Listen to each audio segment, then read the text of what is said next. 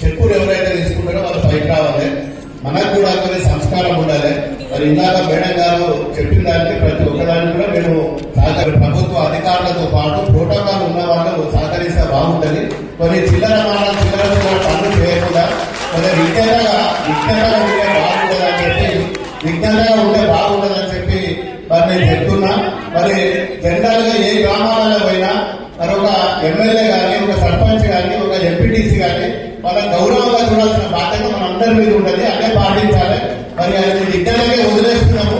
మరి చిల్లరగా రాజకీయాలు చేయకుండా ఒక విజ్ఞతగా మంత్రి గారి మీద మేము చాలా గౌరవము, చాలా రెస్పెక్ట్.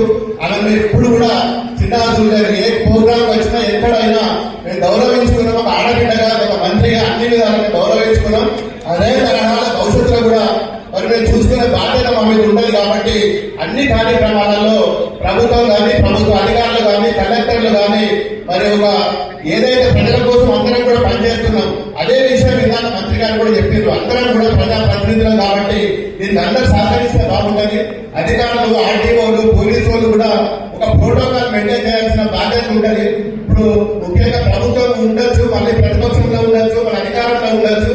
దానికి కొన్ని డైరెక్షన్స్ ఉంటాయి. ఆ డైరెక్షన్స్ కూడా పండవలసిన బాధ్యత ప్రతి ఒక్క పౌరుడి మీద ఉండాలి. కాబట్టి మరి కొన్నింటిని చిల్లర బదులుగా చేయకుండా మరి అధికారంలో ఎవరైతే ప్రోటోకాల్ ఉంటుందో వాళ్ళే వేదిక మీద ఉంటే గౌరవంగా ఉండాలని చెప్పి కోరుకుంటూ మరి లబ్ధిదారులకు